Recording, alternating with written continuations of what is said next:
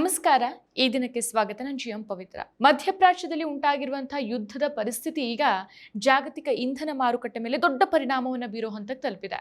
February 28ಕ್ಕೆ America Israel ಕೂಟ ಸೇರ್ಕೊಂಡು Iran ಮೇಲೆ ಭಾರೀ ದಾಳಿ ನಡೆಸಿದ ನಂತರ ಈ ಪ್ರದೇಶದಲ್ಲಿ ಉದ್ವಿಗ್ನತೆ ತೀವ್ರವಾಗ್ತಾ ಇದೆ. ಈ ದಾಳಿಯಲ್ಲಿ ಇರಾನ್ನ ಪರಮೋಚ್ಚ ನಾಯಕ ಅಲಿ ಖಮೇನಿ ಸೇರಿದಂತೆ ಹಲವು ಪ್ರಮುಖ ನಾಯಕರು ಸಾವನ್ನಪ್ಪಿದ್ದಾರೆ. ಜೊತೆಗೆ ಶಾಲೆಯಲ್ಲಿದ್ದಂತ ಸುಮಾರು 165 ಮಕ್ಕಳು ಮೃತಪಟ್ಟಿದ್ದಾರೆ ಅನ್ನೋ ಸುದ್ದಿ ಜಗತ್ತಿನಾದ್ಯಂತ ತೀವ್ರ ಚರ್ಚೆಗೆ ಕಾರಣ ಆಗಿದೆ. ಈ ದಾಳಿ ನಂತರ ಇರಾನ್ ಕಠಿಣ ಪ್ರತಿಕ್ರಿಯೆಯನ್ನು ಕೊಟ್ಟಿದ್ದು, ಜಾಗತಿಕ ವ್ಯಾಪಾರದಲ್ಲಿ ಅತ್ಯಂತ ಪ್ರಮುಖವಾದ ಸಮುದ್ರ ಮಾರ್ಗಗಳಲ್ಲಿ ಒಂದಾದಂತ ಹಾರ್ಮುಜ್ ಜಲಸಂಧಿಯನ್ನ ಮುಚ್ಚಿರೋದಾಗಿ ಘೋಷಿಸಿದೆ.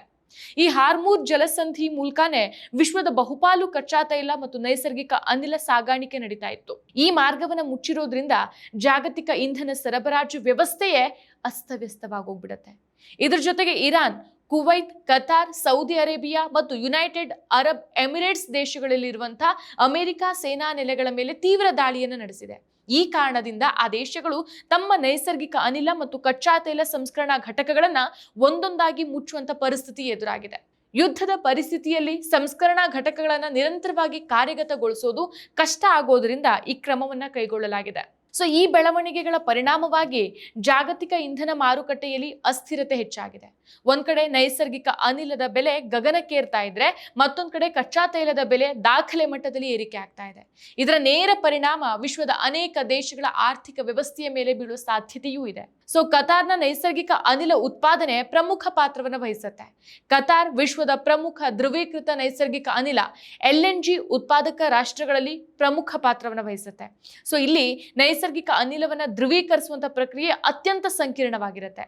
ಅನಿಲವನ್ನ ಧ್ರುವ ರೂಪಕ್ಕೆ ತರೋಕೆ ಅದನ್ನ ಸುಮಾರು -162 ಡಿಗ್ರಿ ಸೆಲ್ಸಿಯಸ್ ತಾಪಮಾನಕ್ಕೆ ತಂಪು ಮಾಡಲಾಗತ್ತೆ. ಈ ಪ್ರಕ್ರಿಯೆ ನಿರಂತರವಾಗಿ ನಡಿಬೇಕು. ಒಮ್ಮೆ ಈ ವ್ಯವಸ್ಥೆ ನಿಂತು ಅಂತಂದ್ರೆ ಸಂಪೂರ್ಣ ಘಟಕದ ತಾಪಮಾನ ಏರಿಕೆ ಆಗೋಗ್ಬಿಡುತ್ತೆ. ಹೀಗಾಗಿನೇ ಈ ಪ್ರಕ್ರಿಯೆಗೆ ನಿಂತ ನಂತರ ಅದನ್ನ ಮತ್ತೆ ಶುರು ಮಾಡೋದು ಸುಲಭ ಅಲ್ವೇ ಅಲ್ಲ. ಮರು ಕಾರ್ಯಗತಗೊಳಿಸೋಕೆ ಯಂತ್ರೋಪಕರಣಗಳನ್ನ ಸರಿಪಡಿಸಿ ವ್ಯವಸ್ಥೆಯನ್ನ ಮತ್ತೆ -162 ಡಿಗ್ರಿ ಸೆಲ್ಸಿಯಸ್ ತಾಪಮಾನಕ್ಕೆ ತಂಪುಗೊಳಿಸಬೇಕು. ಇದಕ್ಕೆ ಕನಿಷ್ಠ 2 ರಿಂದ 3 ತಿಂಗಳುಗಳ ಕಾಲ ಸಮಯಾವಕಾಶ ಬೇಕಾಗತ್ತೆ ಅಂತ ಹೇಳ್ತಾರೆ ತಜ್ಞರು. ಇದು ನಾಳೆಯಿಂದ ಅಥವಾ ಇನ್ನೊಂದು ವಾರದಲ್ಲೇ ಯುದ್ಧವನ್ನ ನಿಲ್ಲಿಸಿದ್ರು ಸಹ, ಅಥವಾ ನಾಳೆಯಿಂದ ಇನ್ನೊಂದು ವಾರದಲ್ಲಿ ಅದು ಶುರುವಾದ್ರೂ ಸಹ ಎಲ್ಲವೂ ಮತ್ತೆ ಸರಿಯಾಗೋಕೆ ಇನ್ನೂ 2-3 ತಿಂಗಳು ಬೇಕಾಗಬಹುದು, ಅಥವಾ 2-3 ತಿಂಗಳುಗಳ ಕಾಲ ಈ ಸಮಸ್ಯೆ ಹೀಗೇನೆ ಮುಂದುವರಿಯುತ್ತೆ. ಇದರ ಪರಿಣಾಮವಾಗಿ ಜಾಗತಿಕ ಮಟ್ಟದಲ್ಲಿ LPG ಪೂರೈಕೆಯ ಸುಮಾರು 20ರಷ್ಟು, ಹಾಗೆಯೇ ಭಾರತದ ಸುಮಾರು 40ರಷ್ಟು ಭಾಗ ತಾತ್ಕಾಲಿಕವಾಗಿ ಲಭ್ಯವಾಗದ ಪರಿಸ್ಥಿತಿ ಉಂಟಾಗಬಹುದು. ಭಾರತದ ಪರಿಸ್ಥಿತಿ ಇನ್ನಷ್ಟು ಗಂಭೀರ ಆಗತ್ತೆ. ಭಾರತ ತನ್ನ ಬಹುಪಾಲು LPGಯನ್ನ ಪಶ್ಚಿಮ ಏಷ್ಯಾ ಮತ್ತು ಮಧ್ಯಪ್ರಾಚ್ಯ ರಾಷ್ಟ್ರಗಳಿಂದಾನೇ ಆಮದು ಮಾಡ್ಕೊಳ್ಳೋದು. ದೇಶಕ್ಕೆ ಬೇಕಾಗುವಂತ LPGಯ ಸುಮಾರು ಒಂದು 90% ಅಷ್ಟು ಭಾಗ ಭಾರತ ಆಮದು ಮೂಲಕನೇ ಪೂರೈಸ್ಕೊಳ್ತಾ ಇದೆ. ಇದರಲ್ಲಿ ಸುಮಾರು 55% ಇಂದ 60% ಅಷ್ಟು ಭಾಗವನ್ನ ನೇರವಾಗಿ ಅನಿಲ ರೂಪದಲ್ಲೇ ಆಮದು ಮಾಡ್ಕೊಳ್ಳಲಾಗತ್ತೆ. ಉಳಿದ 40% ಇಂದ 45% ಅಷ್ಟು ಭಾಗವನ್ನ ದೇಶೀಯ ತೈಲ ಸಂಸ್ಕರಣಾಗಾರಗಳಿಂದ ಪಡೆಯಲಾಗತ್ತೆ.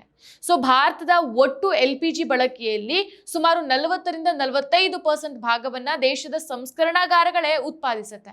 ಪ್ರಮುಖವಾಗಿ ರಿಲಯನ್ಸ್ ಕಂಪನಿಯ ಜಾಮ್ನಗರ್ ಸಂಸ್ಕರಣಾಗಾರ, ಇಂಡಿಯನ್ ಆಯಿಲ್ ಕಾರ್ಪೊರೇಷನ್ ಮತ್ತು ಭಾರತ್ ಪೆಟ್ರೋಲಿಯಂ ಕಂಪನಿಗಳ ಸಂಸ್ಕರಣಾಗಾರಗಳಾಗಿದೆ. ಈ ಘಟಕಗಳು ಕಚ್ಚಾ ತೈಲವನ್ನ ಸಂಸ್ಕರಿಸಿ LPG ಸೇರಿದಂತೆ ಹಲವು ಪೆಟ್ರೋಲಿಯಂ ಉತ್ಪನ್ನಗಳನ್ನ ಉತ್ಪಾದಿಸುತ್ತೆ. ಆದ್ರೆ ಇಲ್ಲಿ ಒಂದು ಪ್ರಮುಖ ಅಂಶ ಇದೆ. ಈ ಕಂಪನಿಗಳಿಗೆ ಬೇಕಾದಂತ ಕಚ್ಚಾ ತೈಲವೂ ಸಹ ಅದೇ ಮಧ್ಯಪ್ರಾಚ್ಯ ದೇಶಗಳಿಂದ ಆಮದಾಗೋದು. ಅಂದ್ರೆ ಕಚ್ಚಾ ತೈಲದ ಬೆಲೆ ಏರಿದ್ರೆ ಅದರ ನೇರ ಪರಿಣಾಮ LPG ಉತ್ಪಾದನಾ ಮತ್ತು ಬೆಲೆಗಳ ಮೇಲೂ ಬೀಳತ್ತೆ. ಮಧ್ಯಪ್ರಾಚ್ಯದಲ್ಲಿ ಯುದ್ಧ ತೀವ್ರ ಆಯಿತು ಅಂತಂದ್ರೆ ಕಚ್ಚಾ ತೈಲದ ಪೂರೈಕೆ ಅಸ್ತವ್ಯಸ್ತ ಆಗೋ ಸಾಧ್ಯತೆನೇ ಹೆಚ್ಚು. ಭಾರತದಲ್ಲಿ ಅಡುಗೆ ಗ್ಯಾಸ್ ಸಿಲಿಂಡರ್ ಬೆಲೆ ಇನ್ನಷ್ಟು ಹೆಚ್ಚಾಗಬಹುದು. ಸಾಮಾನ್ಯ ಕುಟುಂಬಗಳಿಗೆ ಇದು ದೊಡ್ಡ ಹೊರೆಯೂ ಆಗೋಗ್ಬಿಡುತ್ತೆ. ಈಗಾಗಲೇ ದೆಹಲಿ ಹಾಗೂ ಬೆಂಗಳೂರಿನಂಥ ನಗರಗಳಲ್ಲಿ ಸಿಲಿಂಡರ್ ಕ್ಷಾಮದಿಂದ ಇವರೆಲ್ಲ ಬೇಯ್ತಿದ್ದಾರೆ. ಈಗ ಈ ಪರಿಸ್ಥಿತಿ ಇನ್ನೂ ಹದಗೆಡೋ ಎಲ್ಲಾ ಲಕ್ಷಣಗಳು ಕಾಣಿಸ್ತಾ ಇದೆ. ಈ ಎಲ್ಲಾ ಬೆಳವಣಿಗೆಗಳನ್ನ ನೋಡಿದ್ರೆ ಮಧ್ಯಪ್ರಾಚ್ಯದಲ್ಲಿ ನಡೀತಾ ಇರುವಂತಹ ಯುದ್ಧ ಕೇವಲ ಆ ಪ್ರದೇಶಕ್ಕೆ ಮಾತ್ರ ಸೀಮಿತ ಆಗಿ ಇಲ್ಲ. ಅದು ಜಾಗತಿಕ ಆರ್ಥಿಕತೆಯ ಮೇಲೂ, ವಿಶೇಷವಾಗಿ ಇಂಧನ ಮಾರುಕಟ್ಟೆಯ ಮೇಲೂ ಸಹ ದೊಡ್ಡ ಪರಿಣಾಮವನ್ನು ಬೀರ್ತಾ ಇದೆ.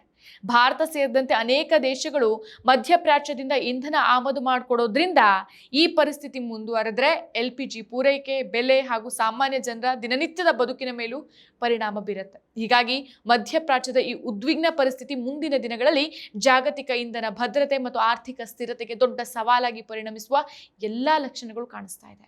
ಇನ್ನು ಮಧ್ಯಪ್ರಾಚ್ಯದಲ್ಲಿ ಇಂದು ಉಂಟಾಗಿರುವಂತಹ ಉದ್ವಿಗ್ನ ಪರಿಸ್ಥಿತಿಯನ್ನು ನೋಡಿದಾಗ ಭಾರತಕ್ಕೆ ಒಂದು ದೊಡ್ಡ ಪ್ರಶ್ನೆ ಎದುರಾಗತ್ತೆ. ಅಮೆರಿಕ ಇಸ್ರೇಲ್ ಕೂಟದ ಕ್ರಮಗಳಿಗೆ ಭಾರತ ಯಾವ ಮಟ್ಟಿಗೆ ಬೆಂಬಲವನ್ನು ನೀಡಬೇಕು ಅನ್ನೋ ವಿಚಾರ ಈಗ ಚರ್ಚೆಗೆ ಕಾರಣ ಆಗಿದೆ. ಇರಾನ್ ಮೇಲೆ ದಾಳಿ ನಡೆಯೋದಕ್ಕಿಂತ ಕೇವಲ 48 ಗಂಟೆಗಳ ಮೊದಲು ಪ್ರಧಾನಿ ನರೇಂದ್ರ ಮೋದಿಯವರು ಇಸ್ರೇಲ್ ಭೇಟಿ ಕೊಟ್ಟಿದ್ದು ಕೂಡ ಗಮನ ಸೆಳೆದಿತ್ತು. ಆ ಭೇಟಿಯ ಸಂದರ್ಭದಲ್ಲಿ ಇಸ್ರೇಲ್ಗೆ ಬೆಂಬಲ ವ್ಯಕ್ತಪಡಿಸುವ ಸಂದೇಶಗಳು ಹೊರಬಂದಿದ್ದು, ಅಲ್ಲಿ ಬೆಂಜಮಿನ್ ನೆತನ್ಯಾಹು ಅವರ ಜೊತೆಗೆ ಭಾರತ ಇಸ್ರೇಲ್ ಜೊತೆಗೆ ದೃಢವಾಗಿ ನಿಲ್ಲತ್ತೆ ಅಂತ ಮೋದಿಯವರು ಘೋಷಣೆ ಮಾಡಿಬಿಟ್ಟಿದ್ರು. ರಾಜಕೀಯ ವಿಶ್ಲೇಷಕರು ಹೇಳೋ ಪ್ರಕಾರ ಭಾರತ ಮಧ್ಯಪ್ರಾಚ್ಯದ ಎಲ್ಲಾ ರಾಷ್ಟ್ರಗಳ ಜೊತೆಗೆ ಒಂದು ಸಮತೋಲನ ಸಂಬಂಧವನ್ನ ಕಾಪಾಡಿಕೊಳ್ಳೋದು ಬಹಳನೇ ಮುಖ್ಯ. ಅದರಲ್ಲೂ ವಿಶೇಷವಾಗಿ ಇರಾನ್ ಜೊತೆಗೆ ಭಾರತಕ್ಕೆ ಇತಿಹಾಸದಿಂದನೇ ಆರ್ಥಿಕ ಮತ್ತು ಇಂಧನ ಸಂಬಂಧಗಳಿದೆ. ಭಾರತಕ್ಕೆ ಬೇಕಾಗುವಂತ ಕಚ್ಚಾ ತೈಲ ಮತ್ತು ಅನಿಲದ ದೊಡ್ಡ ಭಾಗ ಈ ಪ್ರದೇಶದಿಂದಾನೇ ಬರುತ್ತೆ. ಎಲ್ಲಾನು ಗೊತ್ತಿದ್ರು ಮೋದಿ ಸರ್ಕಾರ ಅಮೆರಿಕ ಇಸ್ರೇಲ್ ಪಡೆಯತ್ತ ವಾಲ್ತಾ ಇದೆ. ಇಸ್ರೇಲ್ ಭೇಟಿ ವೇಳೆ ಇಸ್ರೇಲ್ ಜೊತೆಗೆ ನಾವಿದ್ದೇವೆ ಅಂತ ಹೇಳಿದ್ದು ಇರಾನ್ಗೆ ಒಂದು ಸ್ಪಷ್ಟ ಸಂದೇಶ ರವಾನೆಯಾಗಿದೆ. ಇರಾನ್ ಈಗ ಹಾರ್ಮುಜ್ ಮುಚ್ಚಿ ಭಾರತಕ್ಕೆ ನೇರ ಹೊಡೆತವನ್ನ ಕೊಡ್ತಾ ಇದೆ. ಇರಾನ್ ಜೊತೆಗೆ ಉತ್ತಮ ಸಂಬಂಧ ಕಾಪಾಡಿಕೊಂಡಿದ್ರೆ ಈ ದಾಳಿಗೆ ಭಾರತ ಸ್ಪಷ್ಟ ವಿರೋಧವನ್ನ ವ್ಯಕ್ತಪಡಿಸಿದ್ರೆ ಅಥವಾ ಅವರ ನಡುವೆ ಒಂದು ಸೇತುವೆ ಆಗಿದ್ರೆ ಇಷ್ಟು ಬೇಗ ಇಂಥ ದೊಡ್ಡ ಬಿಕ್ಕಟ್ಟು ಬರ್ತಾ ಇರ್ಲಿಲ್ವೇನೋ. ಯಾಕಂತಂದ್ರೆ ಈಗಾಗಲೇ ಚೀನಾ ಮಾತ್ರ ಆ ಹಾರ್ಮುಜ್ ಜಲಸಂಧಿ ಮೂಲಕ ತೈಲ ಸಾಗಣೆ ಮಾಡ್ತಾ ಇರೋದು. ಸೊ ಮಧ್ಯಪ್ರಾಚ್ಯದಲ್ಲಿ ಯಾವುದೇ ಯುದ್ಧ ಅಥವಾ ಉದ್ವಿಗ್ನತೆ ಉಂಟಾದ್ರೆ ಅದರ ನೇರ ಪರಿಣಾಮ ಭಾರತದ ಇಂಧನ ಪೂರೈಕೆ, LPG ಬೆಲೆ ಮತ್ತು ಆರ್ಥಿಕ ವ್ಯವಸ್ಥೆ ಮೇಲೇನೆ ಬೀಳೋದು. ಮತ್ತಷ್ಟು ವಿಶೇಷ ವಿಡಿಯೋಗಳನ್ನು ನೋಡಲು ಮತ್ತು ಹೊಸ ವಿಡಿಯೋಗಳ ಬಗ್ಗೆ ತಿಳಿಯಲು EDina.com ಯೂಟ್ಯೂಬ್ ಚಾನೆಲ್ ಸಬ್ಸ್ಕ್ರೈಬ್ ಮಾಡಿ ಮತ್ತು ಬೆಲ್ ಐಕಾನ್ ಕ್ಲಿಕ್ ಮಾಡಿ.